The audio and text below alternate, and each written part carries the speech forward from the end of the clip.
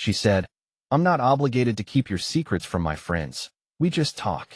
So I showed her what her best friend had been forwarding me for months, especially the part where she called me an emotional ATM. There's a kind of betrayal that doesn't show up in screaming matches or cheating scandals. It's quieter, like water leaking from a pipe behind a wall. You only see the damage when something collapses. My girlfriend thought she was being honest when she said she shared everything with her friends. What she didn't say was that they shared things too, with me. And eventually, those screenshots, cold, detached, surgical, told me more about her than anything she ever said in person. This story isn't about revenge. It's about recognition of what I became to her and how long I stayed in that role, even after I saw it clearly. It started with something small. They always do. We were at dinner, just the three of us. Me, my girlfriend, and her best friend. It wasn't a fancy place, more like one of those cozy spots she liked because the lighting made everyone look cinematic. I'd cooked the day before, so this was her idea of balance. Small plates, wine, too much laughter that felt half-earned. At one point, her friend made a comment. A quick, offhand reference to something personal I'd told my girlfriend in a completely different context. Something about a bad memory with my brother. I hadn't told anyone else, not even my closest friend. It wasn't deep trauma or anything like that, just a story I kept buried because it made me feel smaller than I liked to admit. She dropped the detail like it was trivia, like I was a character in a book they'd both read. I remember blinking, processing, turning my head slightly toward my girlfriend. She didn't flinch, didn't look ashamed or confused, just smiled, sipped her wine, and said, "I tell her everything." That was it.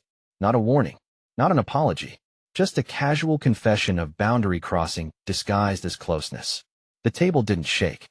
No one stormed off. The food stayed warm. But something inside me, something important, dropped out of place. I smiled too. Or at least, I think I did. You start smiling by muscle memory when your nervous system doesn't want to make a scene. I nodded, shifted the topic, made a joke about the wine being stronger than expected. Her friend laughed. My girlfriend laughed. I didn't. Later that night, I lay next to her while she scrolled through her phone. I stared at the ceiling, tried to figure out why that moment bothered me so much. It wasn't betrayal in the classic sense. No cheating, no malicious intent. Just a small, precise incision in the fabric of trust. I thought I'd been opening up to someone. Turns out, I was submitting material. For discussion. For entertainment. I didn't bring it up. Not yet. I didn't even let it fully rise to the surface in my own mind. But the quiet was different now. Less about comfort, more about calculation. I was cataloging things, even if I didn't know why yet. What do you call it when someone turns your pain into a group anecdote? She called it honesty. I was beginning to suspect it was something else. I brought it up the next morning. Quietly. No accusation, just a question. More curiosity than confrontation. I wanted to understand why something so personal had ended up on someone else's tongue. She looked at me like I'd missed the point. Like I was the one turning it into something it wasn't. "We're just close," she said. "You don't understand how women communicate. It's different. Different." That word stuck to my ribs. Different from what? Respect? Privacy? Love? She said it like it was a cultural gap, like I was being provincial or possessive. And then she smiled, almost pitying, and added, "I think you're just not used to real intimacy. That's okay." And just like that, my discomfort became a symptom of my upbringing, of my lack of emotional maturity, of some supposedly rigid, male-coded fragility. I wasn't betrayed. I was insecure. I wasn't hurt. I was unevolved. It worked. That's what still gets to me. The reframing landed. I didn't argue. I nodded slowly, half agreeing, while my chest felt tight in that way it does when you're trying to be open-minded against your instincts. I went back over the dinner in my head. Maybe it was a misunderstanding. Maybe her friend had guessed. Maybe I'd exaggerated the privacy of what I shared. It's amazing how quickly your own memories can be revised under soft pressure. You start smoothing edges just to keep the peace. Just to prove you're not dramatic. That was the moment the gaslighting settled in. Not cruel. Not overt. Just gentle erosion. She wasn't a monster. She didn't yell, didn't manipulate in ways you could screenshot. She just offered a version of the story where she was normal and I was delicate. And I accepted it, because I didn't want to be the guy who couldn't handle honest communication. I stopped asking questions after that. Not because I trusted more, but because I didn't want to seem insecure. I let her set the definitions. What counted as private? What counted as close? What counted as love? And I shrank. Quietly, without making a sound, I folded in on myself, one boundary at a time. I started believing that maybe this was what intimacy looked like now. That maybe privacy was a symptom of fear, and fear was weakness, and weakness was mine to fix. She never said those words. She didn't have to. I filled in the silence myself. So I adapted. That's the part one keeps circling back to. I didn't pull away, I leaned in. Tried to meet her where she claimed closeness lived. I told myself this was growth. That discomfort was just the price of a modern relationship. Vulnerability, after all, is a virtue, isn't it? I began to share more. Pieces of myself I'd never spoken out loud. Things that didn't make good stories, not even to me. Old guilt, shame, the complicated grief around my dad. How I used to lock the bathroom door even when I was home alone. How I sometimes felt like I didn't know who I was when no one needed me. She listened. She really did. Her eyes were soft. Her voice, warm. She said it brought us closer. That she felt like she was finally seeing the real me. And for a while, I believed it. We started having longer conversations at night. Not about logistics or weekend plans, real talks. Philosophical spirals. Emotional spirals. The kind that leave you exposed, but also, strangely, proud. Like maybe this is what people mean when they say emotional intimacy. For a brief stretch of time, I felt chosen. Held. Like I'd finally caught up to some advanced level of relating that I'd always struggled to understand. I even remember thinking, maybe I was the one who had walls up all along. I thought I was becoming a better man. More open. More honest. But that's the thing about false calm. It feels exactly like the real thing, until it doesn't. Because what I couldn't see then, what I refused to see, was that intimacy only works when it's circular. Not performative. Not extractive. But shared. Echoed. Safe. And hers wasn't. She never really told me things. Not like I did. She had anecdotes, sure. Stories from work. Light grievances. But never the kind of slow, painful truths I was bleeding into her hands. She never gave me a wound. Just opinions. Commentary. At the time, I told myself she was just more emotionally self-sufficient. That not everyone has to unpack their childhood trauma to connect. But now, I see it differently. She didn't need to be vulnerable with me. She had a different outlet. A different stage. And I was just feeding it. Everything I shared was going somewhere. I just didn't know where yet. In hindsight, the silence wasn't a mystery. It was a clue. She wasn't reflecting. She was recording. It started with a meme. She and her best friend used to send me stuff all the time. Inside jokes, half-relevant reels, blurry screenshots with too many emojis. It had tapered off lately, but out of nowhere, one popped up again. A dumb meme about introverts dating extroverts. I almost ignored it. But there was a message attached, clearly not meant for me. Just above the meme was a text bubble. He'll probably overthink this too, LOL. And below that, a response. Classic. Dude's like a sponge for any emotion. I stared at it for a long time. No names. No context.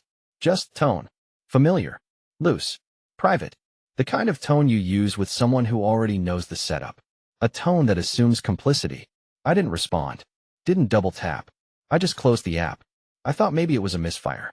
Maybe it wasn't about me. I wanted to believe that. Wanted it badly. But curiosity has a way of eroding hope. 2 days later, another message. No meme this time. Just a forwarded thread of text between my girlfriend and her best friend. It was framed like gossip. Just, OMG LOL, and a quote. And that quote was mine. Word for word. Something I'd said during a quiet moment. About feeling like I never really belonged in my family growing up. She had typed it out like a punchline. More messages followed. Not daily, but consistent. Passive commentary. Little barbs. One of them even said, he's like an emotional ATM. Give him attention. He spits out sad boy confessions. It wasn't cruel. Not directly. But it was dissecting. They weren't mocking me. They were studying me. Categorizing.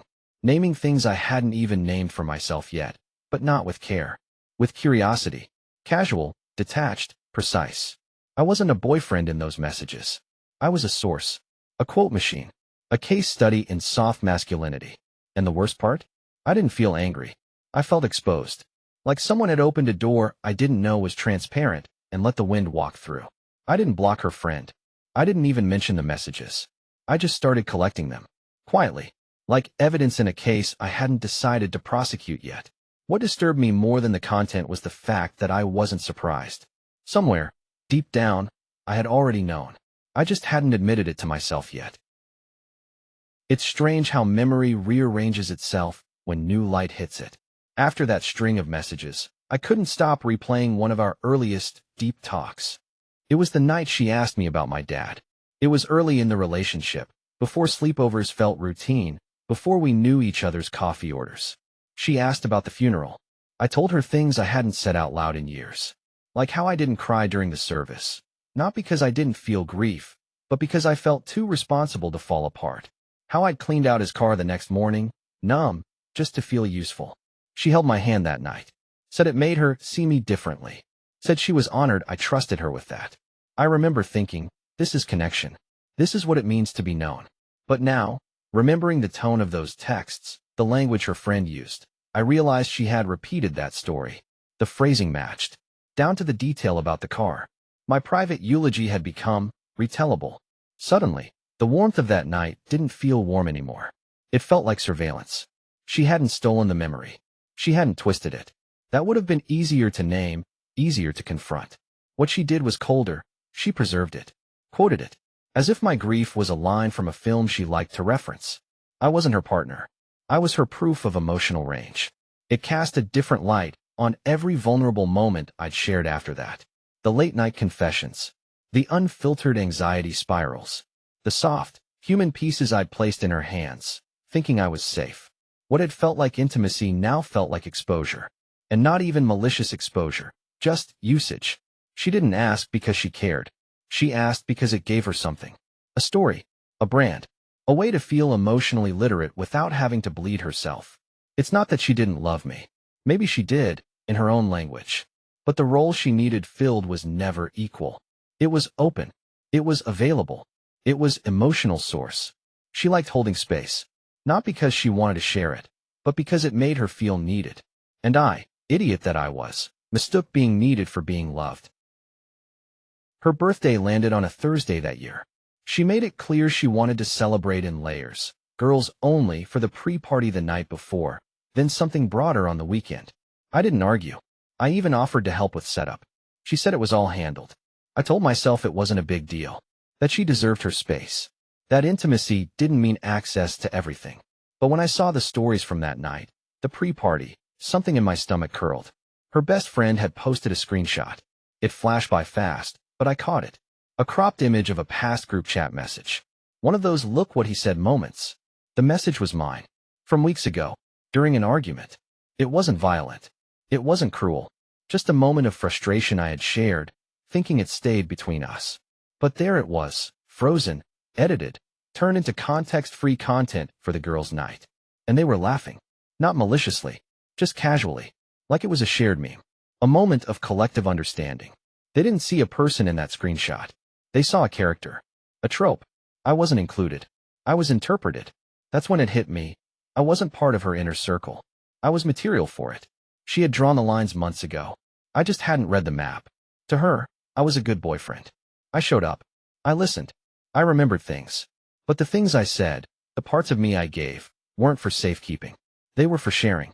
For analysis. For laughter. I was support. Not presence. She didn't need me at the pre-party, because I wasn't part of the real intimacy. That was reserved for the ones who knew the unedited versions of our conversations. The ones who had seen the scripts. I wasn't even embarrassed. Not really. Just tired. There's a particular kind of loneliness that only shows up in relationships. The kind where you realize someone has built an entire secondary universe around you, and you're not invited. It was her birthday, and it was the first time I realized she had never really seen me as someone to protect, only someone to explain. I showed up to the main party like nothing had shifted. Button-down shirt, a bottle of wine, a practiced smile. I knew how to play this role. I've been doing it for months. Her friends greeted me with surface warmth, but their eyes said something else. Not judgment exactly, more like recognition. Like I was the subject of a conversation they'd already finished having. The music was loud, the lighting soft. She was glowing. The birthday girl, radiant, perfectly centered in her curated orbit. She leaned in for a quick kiss, already mid-conversation with someone else. I stayed close but not intrusive. Just supportive. Like always. At one point, her best friend slid next to me at the bar. Small talk, light laughter. Then, casually, with that sideways smirk people use when they pretend they're joking, she said, "You okay being the emotional support boyfriend?" I looked at her, smiled back, said nothing. Because what could I say? She thought she was being clever, insightful, maybe even affectionate in some strange, backhanded way. But it confirmed what I'd already started to piece together. This wasn't a relationship. It was a group project. They all had access to versions of me I didn't authorize, to quotes and stories, to breakdowns I hadn't realized had been passed around like audio clips. They had front row seats to things I didn't even remember saying. And I was expected to be grateful for the attention. That night, every conversation felt translated, filtered through some prior context I didn't control. People were kind, but distant. Curious, but never direct. I realized I had become a shared joke no one would say out loud. She didn't notice. Or maybe she did. Maybe she assumed I was fine, because I always looked fine. I was functional, present, adaptable. What I wasn't, not anymore, was emotionally available. Something had gone cold, quiet, unrecoverable. That's the part no one warns you about. The moment when detachment doesn't feel like an event, but like an atmosphere. It doesn't shout. It just settles in. I watched her laugh with someone across the room, throwing her head back like she always did. Beautiful, confident, completely in control of the narrative. And I finally understood. I wasn't in that room as a person. I was a prop. I didn't leave her. Not then. I didn't start a fight. Didn't announce a boundary. I didn't even raise my voice. I just got quiet. Not the sulking kind. Not performative silence. Just observational. Still. Like a mirror held up to a room that had stopped noticing its own reflections. She didn't ask why I was quieter. If she noticed, she framed it as a mood, a phase. "You've been so introspective lately," she said once, curling up next to me. I nodded. Let her think that. The truth was, I had stopped offering myself. That version of me, open, soft, honest, had been overdrawn. What remained was a version built for clarity. I started tracking things. Not obsessively, just precisely. Which stories were repeated? Which phrases were quoted back to me? When her best friend slipped in a familiar detail, I marked the timestamp. When a comment at brunch echoed something from a fight we had privately, I noted the echo. It wasn't paranoia. It was pattern recognition. I even began saving the messages. Screenshots. Context. I wasn't sure why, not yet. I didn't plan some grand confrontation. I wasn't angling for revenge. I just wanted the full picture. And then, one day, her best friend made a joke again. A voice note. Light and flirty. Something about how I probably had another emotional saga queued up. "The sponge is full," she said, laughing. I stared at my phone for a few seconds. Then I replied, "You know I see all these, right?" No emoji. No punctuation. Just that. The voice note stopped after that. No explanation. No follow-up. Just silence. The real kind. The kind that doesn't fumble for excuses because it knows there aren't any that won't sound worse than the truth. And that's when I understood something I hadn't before. I hadn't been powerless. I had just been choosing not to act. Because some part of me had still wanted it to work. Still wanted to be understood. To be heard. I had been playing the long game of hope. Hoping that someday she'd notice. That she'd realize. That she'd protect what I gave. But there's a difference between being vulnerable and being careless. And I was done being careless. It didn't happen like I'd imagined. No dramatic confrontation. No tears. No yelling. Just a quiet evening. 2 glasses of wine. A couch we'd sat on 100 times. And a moment I had quietly prepared for. She made a comment. Casual. Something about how she didn't understand why people get so uptight about privacy. "I mean, I tell my friends everything," she said, like it was a virtue. Like transparency extended outward. And I should be proud to be broadcast. I didn't flinch. I said, "No secrets." "That's fair." And then I handed her my phone. Unlocked. Folder open. Screenshots. Voice notes. Message chains. Dates. Times. Patterns. Her best friend's words. Her own paraphrased versions of my stories. The jokes. The summaries. The flippant breakdowns of things I thought were sacred. I didn't narrate it. Didn't explain. Just watched her scroll. The silence was immediate. Dense. She didn't gasp. Didn't cry. Just froze. Her thumb hovered, trembled slightly, then stopped. She looked at me once, just once, and I saw it land. Not guilt. Not fear. Recognition. This wasn't an ambush. It was a mirror.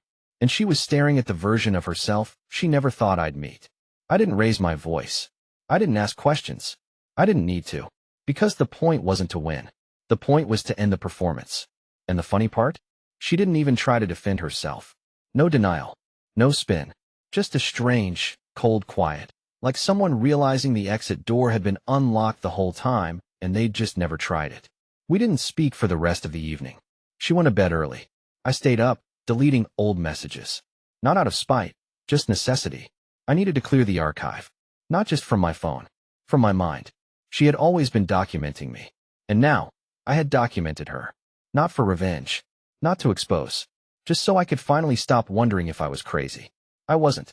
I was just observed. Studied. Filed away.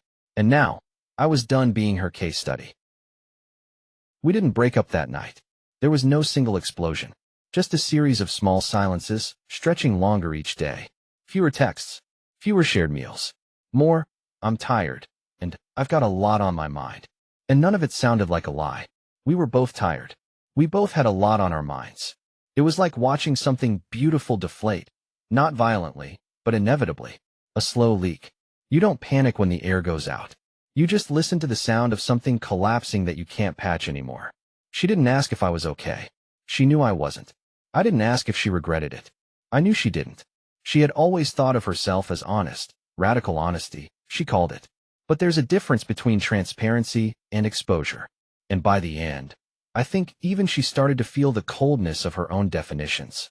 We drifted, like co-workers after the project ends. Still polite, still coordinated, but emotionally elsewhere. The last time we were intimate, it felt like closing a chapter neither of us had the heart to reread. Eventually, we had the conversation. The one that starts with, maybe we just, and ends in mutual relief disguised as sadness. I packed my things over a weekend. Left the coffee grinder she liked. Took the books that still had my handwriting in the margins. She kept the couch. I left the key on the counter. No note. No message. There was nothing left to summarize. And maybe that's what haunts me the most, that it didn't end in betrayal, or fury, or revelation. It just ended, like a story that had finished telling itself. I've thought about those screenshots since. I don't look at them anymore. I haven't kept them out of spite. Just proof. Proof that I wasn't paranoid. That I hadn't imagined it. That I really was being documented, quietly, steadily, without malice, but also without care. I wasn't her partner. I was her character sketch. And the question I still can't answer is this. Did she ever love me? Or just the sound of my pain? In someone else's mouth? If someone keeps quoting your pain in another room, were they ever really listening? Or just collecting?